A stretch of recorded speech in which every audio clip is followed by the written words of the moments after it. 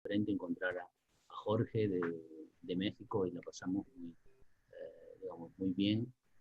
Ahora lo que... Y el contacto se mantuvo, él estaba trabajando en el grupo del profesor Yoshi Botani y tiene muy, muy buenos resultados, trabajos muy interesantes, que he seguido algunos de ellos y ahora estoy muy interesado en escuchar con atención su charla para entender y seguir más sus trabajos. El año pasado tuvimos la suerte de reencontrarnos, y justo por eso estoy compartiendo esta foto con ustedes, en Cusco, en una conferencia que realizamos en Cusco de espintrónica, y aquí los cuatro que estamos en la foto somos latinos. A la izquierda está Camilo Ulloa, de origen chileno, al centro está Bedoya. él es de Perú, se me va el nombre, Amílcar, Bedoya Pinto, de Perú, yo, y abajo con reconocer a Jorge. Así que, sin más, yo paso le tengo aquí el compartir. Jorge, tú puedes empezar a compartir tu pantalla, y mientras introduzco el título de tu seminario. Entonces, Jorge nos va a hablar hoy, nos va a dar una charla titulada Interconversión de corriente de spin en corriente de carga, mediados por fonones y fotones. Él está actualmente en el centro Riken, en Tokio. Es una gran institución en Japón, y nos ha hecho que nos va a introducir un poco de su institución. Así que, sin más, los dejo a todos ustedes con Jorge. Jorge, muchas gracias por tu seminario. No, de nada. Muchas gracias, Juan Carlos. Sí, pues antes que nada agradecer la oportunidad que me dan para presentar el trabajo que venimos haciendo aquí en el laboratorio con el profesor Otani. También quiero aclarar que esta es la primera vez que va a hacer esta charla en español, entonces también sirve un poco de práctica para mí. Lo que les voy a hablar hoy es lo que hemos hecho en la conversión de spines a corriente. En el caso particular, yo trabajo con la interacción con luz y con vibraciones, que son fotones y fonones. Voy a empezar por presentar un poco la gente que colaboró en los resultados que voy a presentar. Estos son parte de ellos. Pueden reconocer aquí al profesor Otani, que es el líder del laboratorio. Y en particular, estos son los dos estudiantes que han dedicado mucho de su tiempo a los resultados que voy a presentar en cuestiones de vibraciones, de fonones. Este es un colaborador teórico que nos ayudó bastante en entender este tipo de resultados que les voy a presentar. Y este es un estudiante de doctorado que ya se ha graduado, y él estuvo trabajando en la cuestión de luz, de interacción con la luz. ¿Cuál es el interés de lo que venimos haciendo en nuestro trabajo? Bueno, es básicamente parte de lo que se viene vendiendo en la sociedad de espintrónica, que es solucionar los problemas de consumo de energía en estos dispositivos de memorias y dispositivos electrónicos. Uno de las promesas de la espintrónica es que en teoría deberíamos de ser capaces de hacer dispositivos que generen poco calor y que sean energéticamente eficientes. Del dicho al hecho hay bastante tramo. La mayoría de los experimentos que se realizan, muchos de ellos se necesita baja temperatura, lo cual no es eficiente energéticamente para nada. Otro detalle es que la mayoría de los voltajes que se obtienen de estos experimentos todavía son muy bajos para aplicaciones reales. Pero en general, vamos a decirlo así, lo interesante es que se han ido descubriendo efectos que son bastante interesantes desde el punto de vista científico, y aparentemente existe una ruta en la cual en algunos años esperemos que estos efectos en realidad lleguen a aplicaciones reales.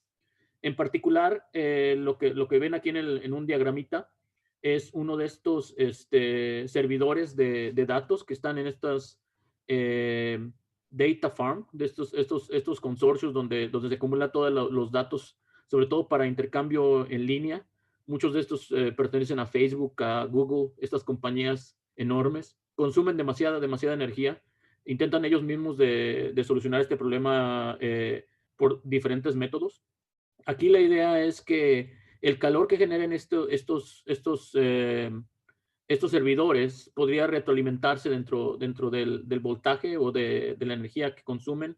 También al mismo se puede obtener energía solar por celdas solares e inclusive vibraciones.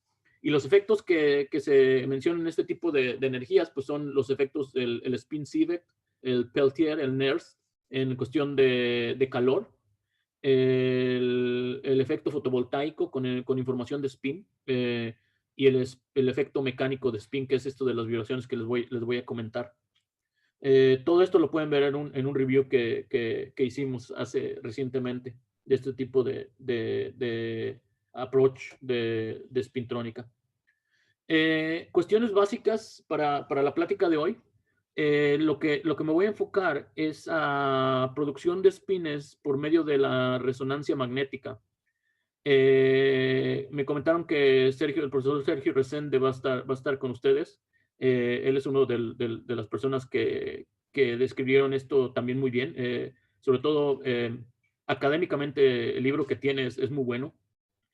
En general, pues me imagino que toda la gente que está ahorita escuchándome tiene muy presente este paper original de Charles Kittel, donde empieza a describir el tipo de frecuencia que uno debe de obtener para la resonancia magnética y el tipo de oscilaciones, que de hecho se basa en el ya famoso Landau-Lifshitz-Silver Equation.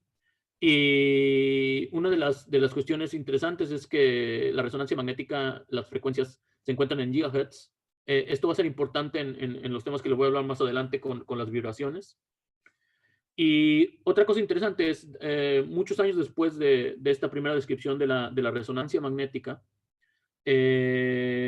Yaroslav, en UCLA, que también muchos de ustedes deben de conocerlo, describió justo con Baratasin y Bauer que es posible obtener mediante esta resonancia magnética corrientes de spines.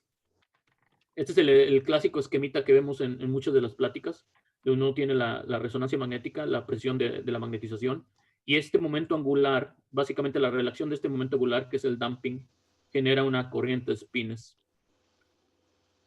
Esta corriente de spines se puede convertir en cargas mediante procesos relativísticos que básicamente envuelven interacción spin-órbita. Por supuesto, el más conocido es el spin-Hall effect, pero también está el efecto Eldestein, que les voy a hablar un poco más adelante. Bueno, vamos a iniciar un poco ahora el tema, ya que puse un poco más las bases de lo que se trata esta plática en la parte de los fotones. Dejen empezar por decirles que, de hecho, un trabajo de Juan Carlos, que está aquí con nosotros, fue una de las motivaciones del material que vamos a usar o que usamos en muchos de nuestros trabajos. Él reportó que en la interfaz entre plata y bismuto había un rompimiento de simetría que justamente crea este tipo de spin órbita tipo Rashba, que le llaman.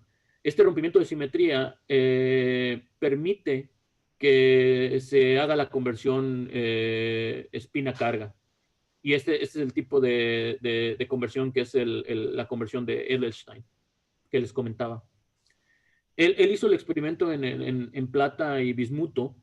Nosotros encontramos un efecto similar en la interfaz entre el cobre y la plata con óxido de bismuto. Interesante también es que cuando cambiamos este metal, el cobre por la plata, con el mismo óxido de bismuto, obtenemos, de hecho, signos opuestos en el voltaje. Eso quiere decir que se obtienen corrientes de spines en sentido opuesto. Esto quiere decir que se tiene un coeficiente Rashba de diferentes signos. Esto era interesante porque de hecho en realidad el cobre y la plata son metales muy similares en muchas propiedades, en particular la conductividad. Pero aparentemente la hibridación con el óxido de bismuto define dónde está la función de onda en la interfase, si está del lado del óxido de bismuto o si está del lado del metal. Y esto es lo que va a definir el potencial y esto es lo que va a definir el signo de conversión.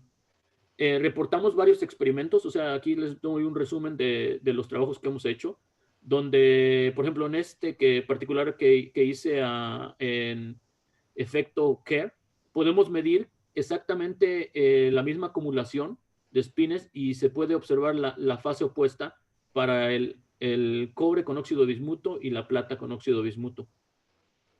Y este tipo de signos opuestos lo confirmamos en diferentes experimentos. Una cosa que noté es diferente al trabajo de Juan Carlos, es que el óxido de bismuto nos permite hacer transferencia de momento angular de la luz, porque el óxido de bismuto en general se utiliza, bueno, relativamente a menudo en celdas fotovoltaicas.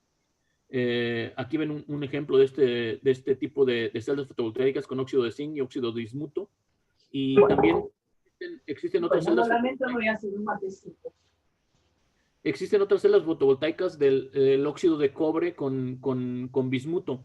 Entonces teníamos el interés de ver si nosotros podíamos inyectar luz con una energía definida, con una longitud de onda, rotar la polarización y ver si podíamos controlar el signo del voltaje debido al efecto Rashba en esta interfase. Este es el experimento y el resultado. O sea, lo que hacemos aquí es medimos el fotovoltaje, estoy cambiando la polarización de la luz en este eje, rotando un retardador, que es un plato de un cuarto, que le llaman quarter wave plate. Y lo que ustedes ven es que la luz la polarización va a ir de lineal, elíptica, circular un sentido, lineal nuevamente y elíptica en el otro sentido. Los símbolos, los círculos abiertos en negro es los datos que obtenemos. Y estos datos los podemos, de hecho, separar en los diferentes componentes de polarización. Esta es la expresión que utilizamos. Tenemos componentes que dependen de la polarización lineal y tenemos un componente que depende puramente de la polarización circular, que es relativamente el que depende del momento angular. Entonces aquí vemos que efectivamente podemos modular la luz. Esto sería más o menos spin en un sentido, spin en otro, spin en un sentido y spin en otro. Esto, pues, bueno, era interesante ver que podíamos controlar esto simplemente por cambiar el momento angular de la luz en nuestro sistema. Pero también una cosa que fue bastante interesante es que la excitación que estamos utilizando en este resultado en realidad está por debajo de la energía del gap óptico del óxido de bismuto. Estamos utilizando una energía de 1.96 electronvolts y no entendíamos bien cuál era el proceso de absorción de esta luz. Entonces hicimos un contacto con gente que hace cálculos de primeros principios y se encontró que cuando uno tiene la hibridación en la interfaz entre el cobre y el óxido de bismuto, la hibridación permite que haya dos tipos de Rashba. Uno que se encuentra en el nivel de Fermi. Este es el splitting, que le llaman el Rashba splitting, que define la magnitud del coeficiente de Rashba. Pero interesante, por cierto, este del nivel de Fermi es normalmente el que se utilizan en conversión de transporte. Pero interesante es que también se encuentra otro splitting de Rashba por encima del nivel de Fermi, alrededor de 1.98 electronvolts, que es bastante aproximado a la energía que estamos utilizando para nuestros experimentos. Entonces, esto en teoría explica cuál era el tipo de absorción y la conversión de nuestros experimentos con la luz. Para comprobar que esto en realidad es cierto, cambiamos la energía de excitación. El que ven ahora nada más les muestro la parte circular. la parte donde tenemos un spin en un sentido, spin en otro, spin en un sentido, spin en el otro. Cuando cambiamos la energía de excitación de 1.96 electronvolts a 1.16 electronvolts, inmediatamente vemos que la señal fotovoltaica decrece significativamente y se encuentra en la misma fase que la que teníamos anteriormente. Pero cuando movemos el óxido de bismuto, sí es cierto que nuestra conversión viene de la interfase. Lo que deberíamos de ver es que cuando tenemos el cobre puro, no deberíamos de ver ninguna conversión. Este es el azul. Pero de hecho, sí vemos una conversión menor y de signo opuesto. Nos pusimos a revisar un poco la literatura, cuál es la razón por la cual estamos viendo esta conversión. Y de hecho encontramos que hay un artículo en Nature Communications del grupo del profesor Ando, donde ellos explican que cuando uno tiene cobre, el óxido natural del cobre puede formar este tipo de conversión. Y de hecho, cuando comparamos el signo de conversión del óxido de cobre con el signo de conversión que esperamos en nuestra interfase, el signo de conversión es opuesto. Entonces, justamente es lo que estamos viendo aquí. Este signo opuesto de fase es el signo opuesto que encontraron en esta referencia con el óxido natural de cobre y nuestra interfaz entre el cobre y el óxido de bismuto. Todavía para confirmar que realmente esto pertenece a la proyección del spin, permítame, voy a regresar dos diapositivas al esquema. La proyección del spin va en este sentido. Entonces, quiere decir que cuando rotemos el ángulo hacia el plano, la proyección del spin en el plano va a ser mayor y esperamos que el voltaje que obtenemos es mayor, conforme la proyección en el plano es mayor. Entonces, justamente hacemos eso. Estamos rotando, estamos aquí incrementando la proyección en el plano y vemos cómo sistemáticamente aumentamos el voltaje. Esto quiere decir que realmente viene de la proyección del spin en el plano. Y si invertimos la proyección del láser hacia el otro sentido, vemos que cambia el signo de la proyección del spin y cambia el signo del voltaje que obtenemos. Entonces, esto confirmó que realmente lo que obtenemos es una conversión de spin a carga debido al momento angular de la luz en las interfaces. Se pueden ver más detalles en este paper que publicamos el año pasado. Y justo después de publicar este paper, notamos que hay otro trabajo más o menos al mismo tiempo, donde toman una interfase más similar a lo que hizo Juan Carlos. Son dos metales. En este caso no es el plata y bismuto, es cobre y bismuto. Hacen un experimento muy similar al que nosotros obtenemos. Y ellos también obtienen esta parte de la modulación circular. Lo interesante aquí es que ellos tienen una estructura de bicapas totalmente metálica. Entonces, de hecho, en el paper ellos no logran entender bien cuál es la forma de absorción de la luz aquí. Hemos platicado con ellos y creemos que el origen es muy similar a lo que nosotros comentamos. Son hibridaciones que pasan entre los orbitales. Y inclusive cuando son dos elementos metálicos, si existe una apertura de Rashba por encima de la energía de Fermi, esto puede absorber luz. Y en este caso sería un tipo de absorción entre la banda 3D del cobre, que se encuentra alrededor de 2 electronvolts por debajo de la energía de Fermi. Ahora lo interesante es, se puede obtener este tipo de conversión dependiente del spin en otro tipo de sistemas mucho más eficientes para absorber luz, que son las perovosquitas. Aquí nos presenta una gráfica de la eficiencia de conversión fotovoltaica de varios elementos, incluyendo las perovosquitas. Y lo interesante aquí es que algún tipo de perovosquitas, de estructuras de perovosquitas, deben obtener interacción spin-órbita, porque contienen este elemento que es el plomo, que es un elemento relativamente pesado. Interesante sería ver, en cuestión teórica, ver cómo son las bandas en este tipo de elementos de perovosquitas y hacer experimentos de este tipo donde se utiliza el momento angular de la luz junto con la absorción fotovoltaica de estos elementos. Ok, si no hay ninguna pregunta al momento, puedo pasar a la segunda parte, que es de los fonones. Ok, me muevo hacia los fonones. En la segunda parte, lo que vamos a hacer es, como les comenté en el inicio de la plática, uno de los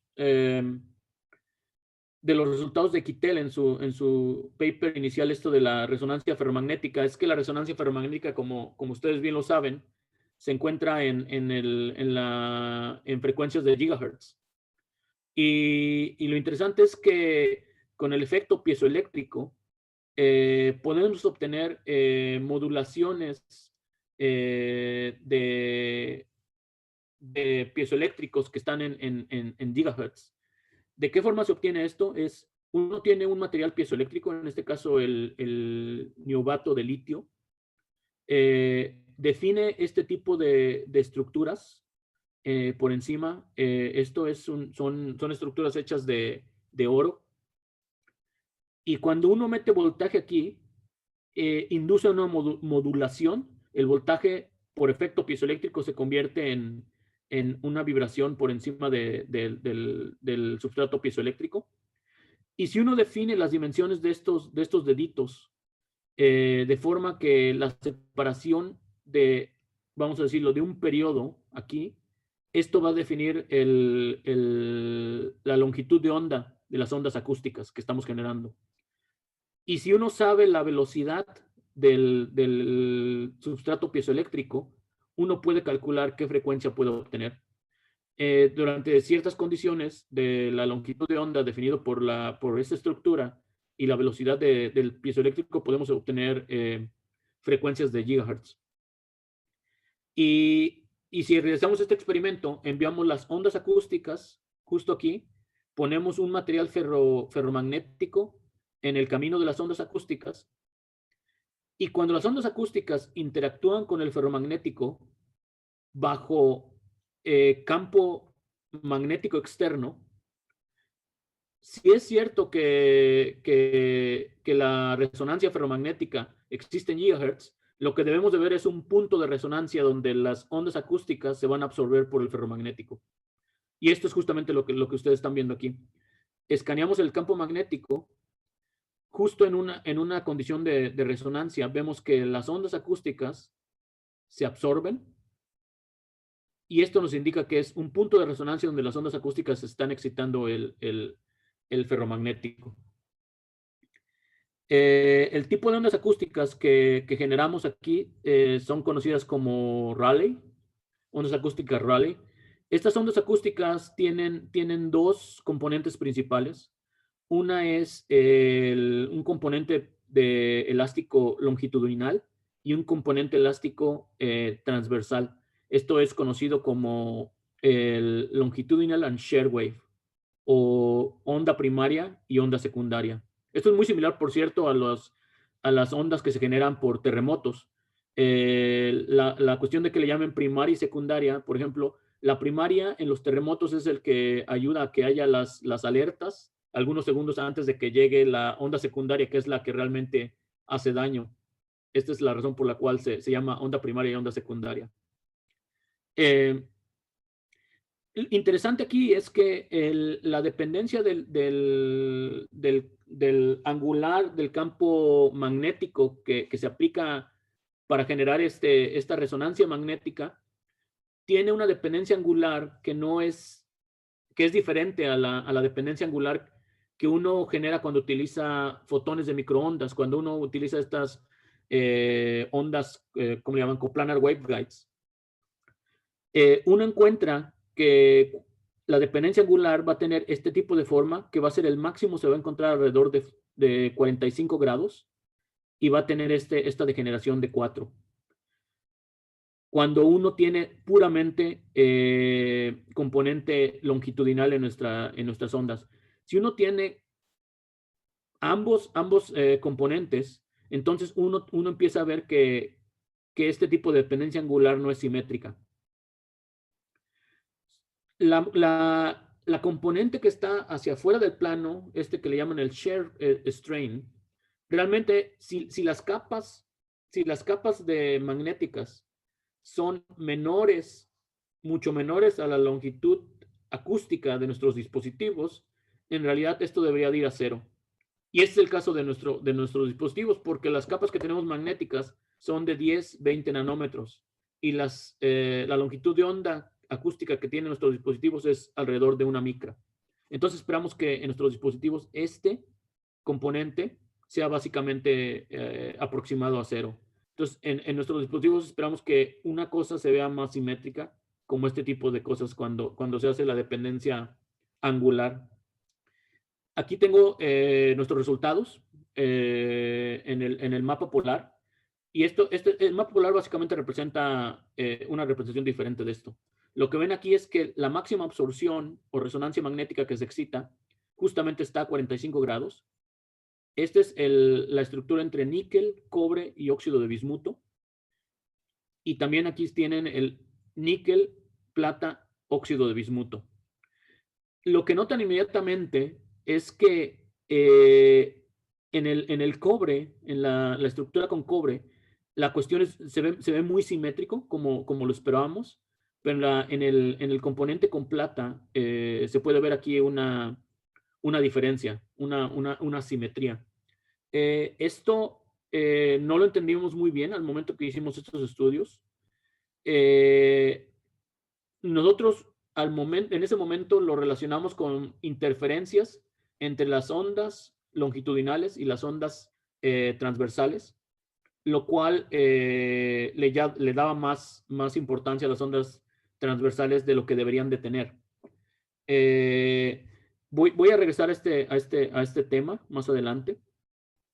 El siguiente paso que hicimos aquí es, si estamos haciendo esta resonancia magnética, justo lo que esperamos es que esta resonancia magnética induja una corriente de espines y podamos obtener un voltaje debido al rompimiento de simetría en esta interfase. Entonces, lo que hicimos, fue el siguiente paso que hicimos.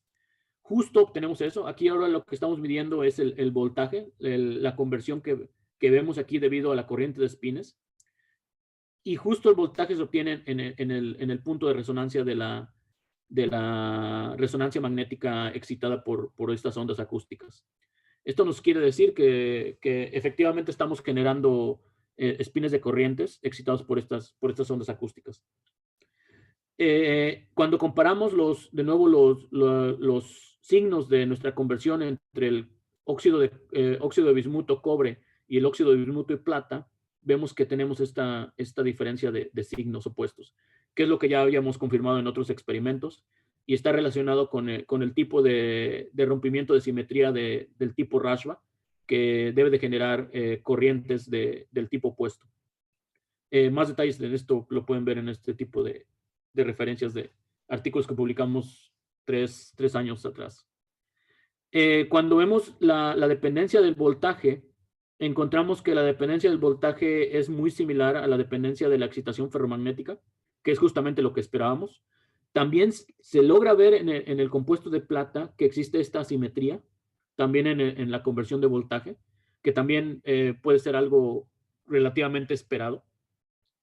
Pero en ese momento no teníamos explicación para la diferencia entre estos dos en esta simetría. Calculamos el nivel de corriente de espines que obtenemos, y obtenemos un nivel de corriente de espines de 10 a la 8 amperes por metro cuadrado, que es bastante similar a reportes, por ejemplo, el que reportó Juan Carlos, y otros reportes de corrientes de espines por otros métodos más típicos. Más detalles de este trabajo se pueden ver en este artículo que se publicó hace un par de años. Déjenme moverme ahora al siguiente tema más reciente. Las ondas acústicas que generamos en estos dispositivos cuando generamos ondas acústicas con este tipo de estructuras de deditos que son interdigital transducers, son llamados en inglés, en realidad generamos ondas acústicas en ambos sentidos. Ondas acústicas que viajan rumbo al ferromagnético, que son absorbidas por el ferromagnético, y ondas acústicas que viajan en sentido opuesto. Entonces, en nuestros dispositivos estamos perdiendo la mitad de la energía que generábamos. Entonces, lo que intentamos hacer es repetir los mismos experimentos, pero hicimos este tipo de estructuras que se llaman resonadores acústicos.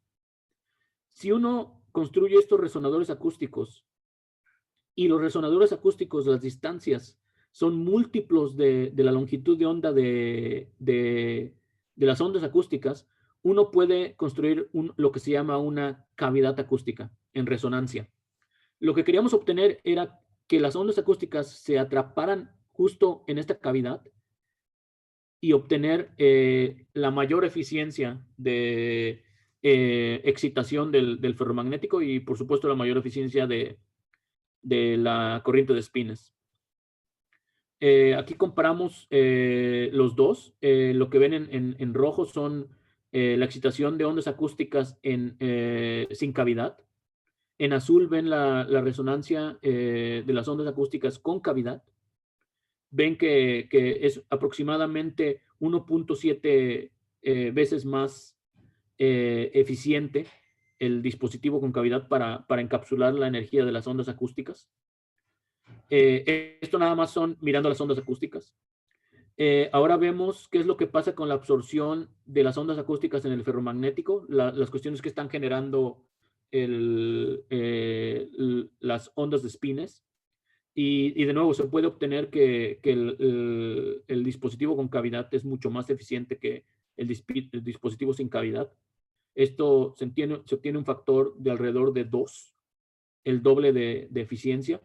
Y de nuevo, si uno ve la dependencia angular, obtiene la misma dependencia angular, pero justo se obtiene mayor excitación con la cavidad. Si uno empieza a hacer esta dependencia con la energía que excita las ondas acústicas, se puede ver más clara la dependencia de lo que son dispositivos sin cavidad y dispositivos con cavidad. Hay dos cosas interesantes en esta gráfica. Una es que a poderes bajos de excitación se obtiene un factor de mejoramiento de eficiencia de absorción de alrededor de 3, lo cual fue un poco sorpresivo, porque si uno piensa que estas cavidades justo están recolectando la mitad de la energía, uno esperaría que solo se viera un factor de mejoramiento de alrededor de 2, pero en la conversión de espines a corriente vemos un factor de mejoramiento de 3. Esto es un valor que todavía no entendemos completamente. Este resultado lo reportamos recientemente. Otra cosa es que vemos que hay una saturación de la conversión y se empiezan a ver efectos no lineales. Este tipo, como les comentaba, acabamos de reportar esto, y todavía la pregunta que tenemos abierta es, ¿cuál es qué es lo que está haciendo que el factor de conversión de espines a carga sea 3 veces mayor en la cavidad que en el dispositivo de no cavidad?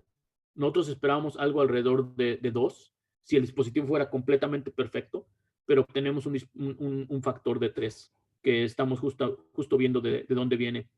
Esto puede ser creado por cuestiones de mejoramiento de acoplamiento, porque lo que pasa es que si uno tiene bajas pérdidas de fonones y de magnones en una cavidad acústica, lo que uno espera es que se incremente el acoplamiento entre el magnón y el fonón. De hecho, en realidad, otro de las intenciones de estos experimentos es incrementar el acoplamiento del fonón y el magnón para llegar al régimen de acoplamiento fuerte, strong coupling, donde uno empieza a ver efectos cuánticos.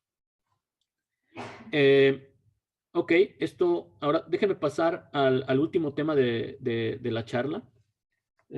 Espero que no me esté tardando demasiado. Voy a regresar a la parte donde les comentaba acerca de esta diferencia entre nuestros dispositivos con cobre y nuestros dispositivos con plata. De nuevo, no entendíamos bien cuál era la diferencia si el cobre y la plata son muy similares. ¿Por qué iba a dar una cuestión asimétrica en esta absorción y en este lado iba a ser muy simétrico? Sobre todo porque los dos dispositivos tienen el mismo material ferromagnético y se supone que esta absorción depende simplemente del ferromagnético. En este caso, la plata y el óxido de bismuto y el cobre y el óxido de bismuto no se están tomando en cuenta para la absorción de resonancia magnética. No entendíamos bien lo que pasaba, entonces decidimos hacer una nueva estructura. Cambiamos el ferromagnético y no usamos ningún material para conversión. Ahora utilizamos el cobre coal iron boron. La frecuencia que utilizamos para estos dispositivos son 6.1 GHz. Enviamos ondas acústicas viajando en una dirección y después enviamos las ondas acústicas viajando en la otra dirección mientras mantenemos el campo magnético externo fijo. Y lo que vemos es que hay un efecto recíproco muy fuerte cuando las ondas acústicas viajan en un sentido o en otro. Lo que ven aquí es la absorción de estas ondas acústicas. Este efecto no recíproco es interesante, no entendíamos bien por qué pasaba esto. Nos fuimos a revisar un poco la literatura y encontramos un paper medio oscuro de 1976 del profesor Maekawa. Y en este paper justo comenta que las ondas acústicas pueden ser atenuadas debido a la anisotropía magnética en capitas magnéticas. Esto es debido básicamente, que existe una, ¿cómo le llamamos? Chiral behavior de rotación. No es lo mismo cuando las ondas acústicas viajan en un sentido que en el sentido opuesto. La rotación de la red atómica no es recíproca. Entonces, el acoplamiento con la magnetización en estos materiales magnéticos se vuelve no recíproco. Y este tipo de efecto entre la rotación de la red atómica y el acoplamiento con la magnetización es lo que crea este efecto no recíproco. Nos comunicamos con el profesor Maekawa, que de hecho justamente ahora pertenece a RIKEN. Él junto con uno de sus colaboradores nos hizo el favor de ayudarnos con la teoría. Ahora lo que les presento esto era con un campo magnético fijo. Hacemos los mismos experimentos de no reciprocidad, variando el campo magnético en el plano.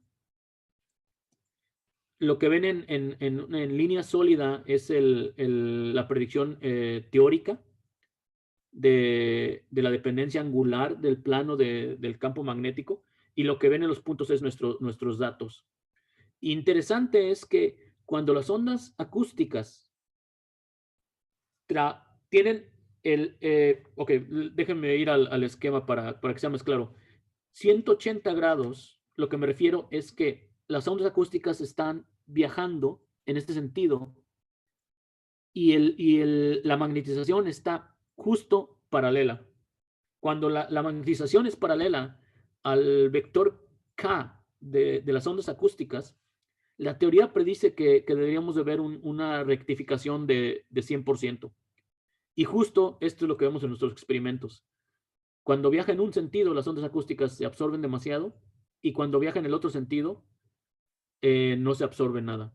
Esto es una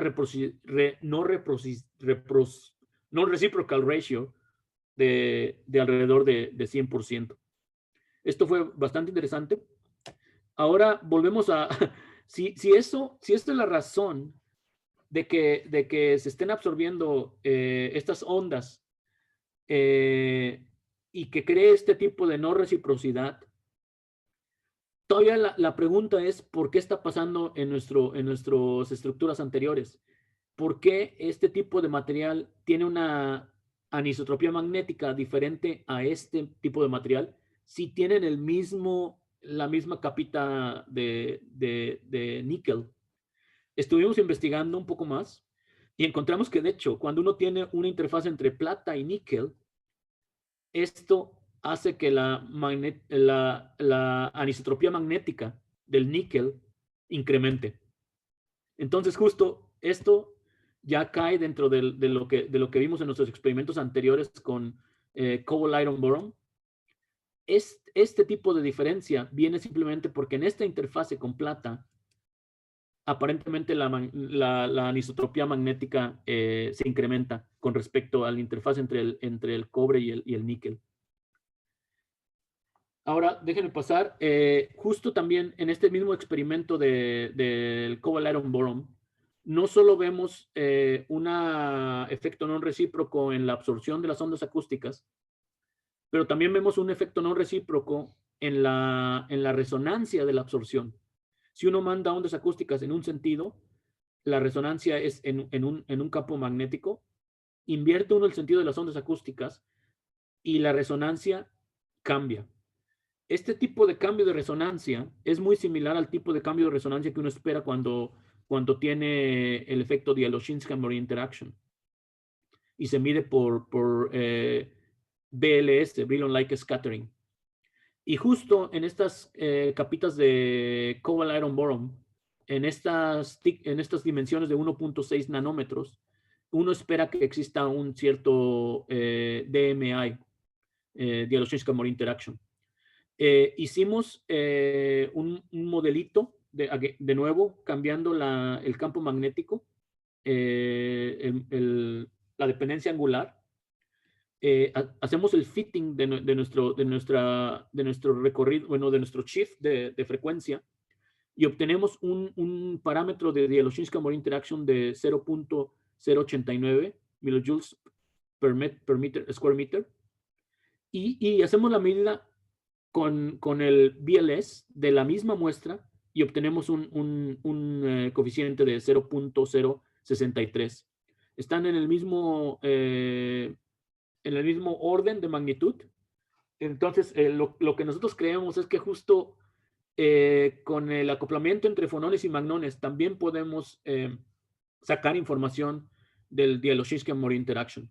Y esto también fue bastante interesante porque, bueno, hay varios grupos que no cuentan con el Brillon-like scattering, y ahora, debido a este tipo de interacción entre magnones y fonones, uno puede también obtener información del Yellow-Shinskammer interaction.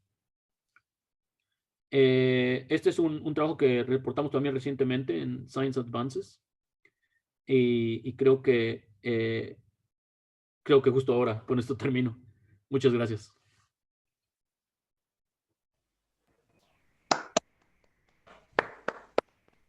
Gracias, Jorge. No. No sé, Luis, ¿quién se encarga en la ronda de preguntas? ¿Sigo yo? Como quieras. Si quieres me encargo yo, Carlos. Ok, vale. Bueno, yo tengo un par de preguntas. Muy linda charla, Jorge, primero que nada. Muchas gracias. Somos parte de la generación de corriente de spin con luces de distinta polaridad. Yo tengo un par de preguntas, pero me gustaría darle la palabra a alguno que tenga primero. Me parece que Alejandro tiene una pregunta, creo que abrió su micrófono ahí. Sí. Quisiera saber algunos detalles más sobre las muestras en sí. ¿Cómo fueron preparadas? Si son policristalinas, monocristalinas, epitaxiales.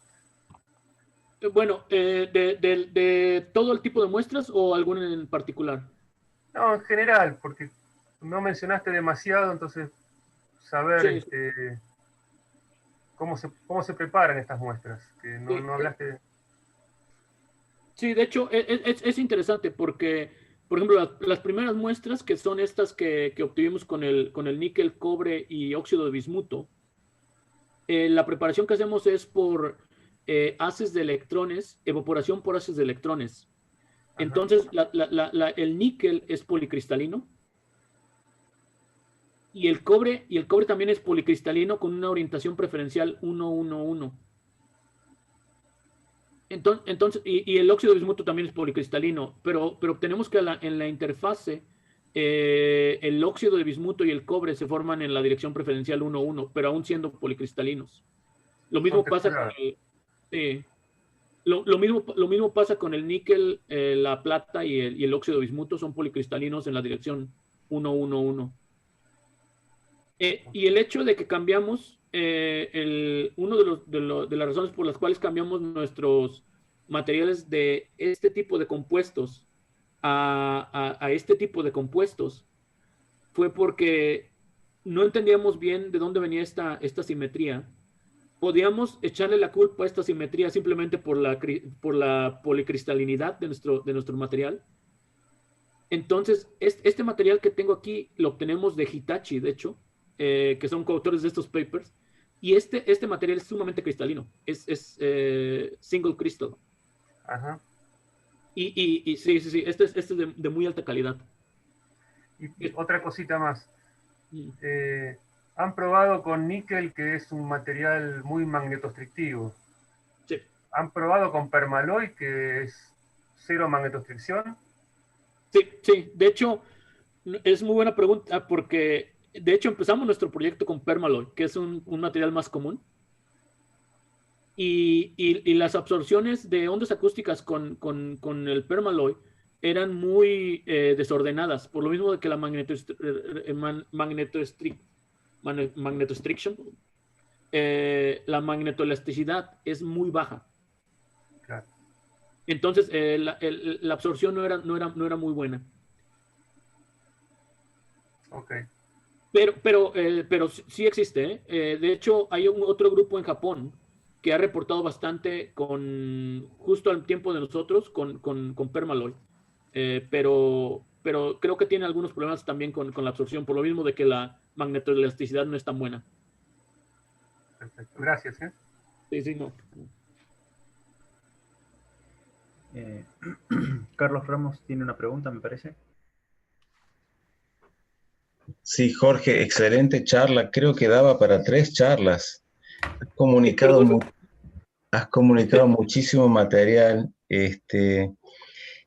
Y bueno, ya preguntó Alejandro, pero yo reitero, ¿qué substrato usan para estos materiales?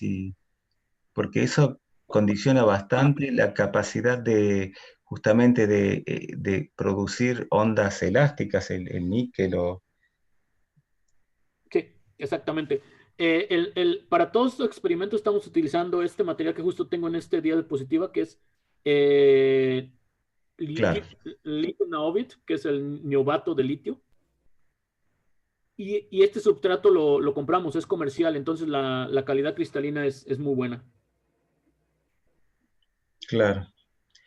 Sí. Ajá. O sea, inclusive cuando hacen ebeam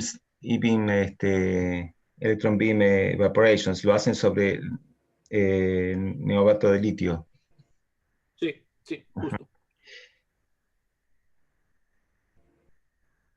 Y las cavidades acústicas que mencionaste,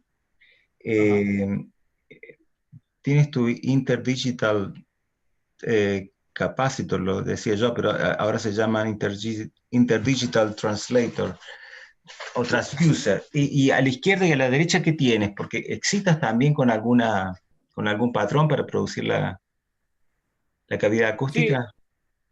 Sí, justo lo que tengo aquí es estos interdigital transducers son los que excitan las ondas acústicas. Y bueno, tengo dos, uno para excitar y otro para leer.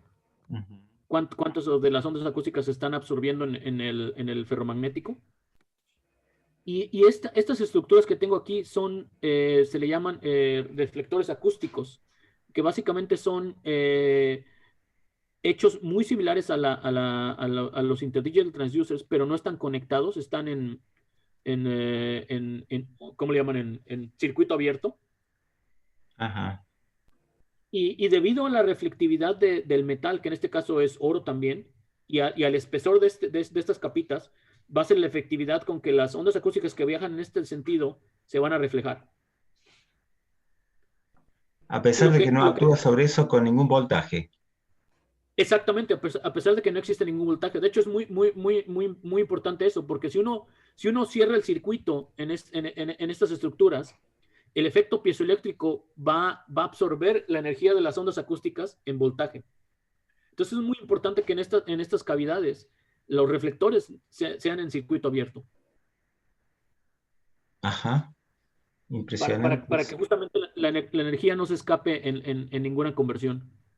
Ahora, ¿qué distancias tienes en el VNA ese que mencionas entre 1 y 2, por ejemplo? ¿Qué son micrones? Sí, mira, aquí está mejor detallado. Estos son 300 micrones.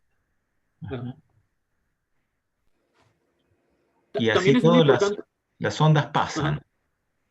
No Sí, no todas se las ondas van pasan. hacia el sustrato o algo así, digamos, ¿no? Increíble. No, Bueno. sí, las ondas pasan porque este tipo de ondas se le llaman ondas acústicas superficiales. Entonces no se absorben muy eficientemente en el substrato. Claro. Así todo, bueno, veo que el sustrato, bueno, 350 micrones, no es tan poco en realidad. Pero muy lindo, muy lindo. No nos contaste nada de Riken, pero bueno. Ahora les No, cuento. disculpa. Quiero que otros pregunten porque yo estoy ocupando mucho espacio acá. Muy linda, ¿eh? Gracias. Ahora Julián me parece que tiene una pregunta. Hola, sí, ¿me escuchan? Sí. Perfecto, no, porque el otro día teníamos un problema de conexión. Bueno, gracias Jorge por la charla. Nosotros nos conocimos allá en Perú, en el congreso que organizó Carlos. Te quería hacer una consulta. Sí, claro. Una técnica y una más de la física, digamos. La primera, sí, ¿no? Ahí cuando vos hablás de la no reciprocidad, de la absorción que venía con las ondas acústicas.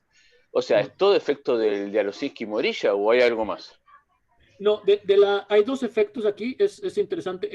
Un efecto es la absorción de las ondas acústicas, la simple absorción, la magnitud de las ondas acústicas sean absorbidas.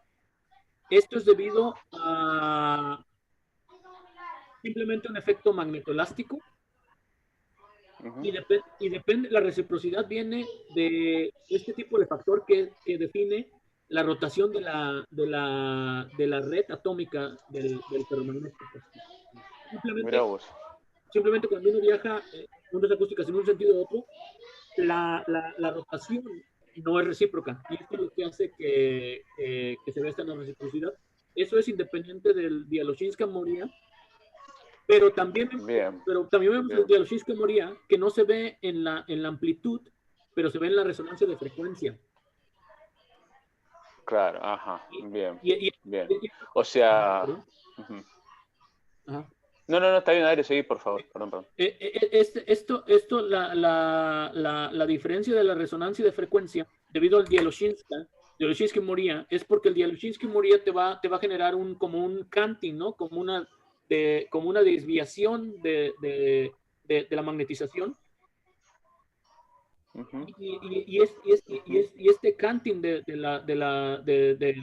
la proyección de los espines va a generar que la componente en el plano, cuando uno me estoy viendo en la pantalla, ¿sí? Para poner un poco, vamos a decirlo así, si uno tiene el canting del Dzialoszewski en esta dirección y las ondas viajan en este sentido, la frecuencia de resonancia de esta va a cambiar un poco que cuando las ondas viajan en el sentido opuesto y se acoplan al mismo spin. Esto es el mismo principio que utilizan cuando lo hacen por el BLS, pero en el caso del acoplamiento con BLS lo acoplan con la luz, ¿no? Lo están midiendo con la luz. Ajá. Bien, ahí está, bien, perfecto. Esa era mi pregunta. Si había dos efectos y evidentemente, bueno, la respuesta es sí. Y otra es una más técnica que tiene que ver con cuando haces las medidas con VNA. En vez de haber usado un VNA ¿podría haber usado un generador de señales y después un detector de señales directamente sin tener que ir al VNA? Sí, claro. Sí, la respuesta es sí. La respuesta más larga es sí, pero es mucho más complicado realizar el experimento porque uno tiene que hacer la calibración entre el generador de la función y el detector, que en este caso puede ser un osciloscopio, o puede ser, si uno está leyendo, por ejemplo, la conversión de spines ya, uno lo puede hacer con voltaje.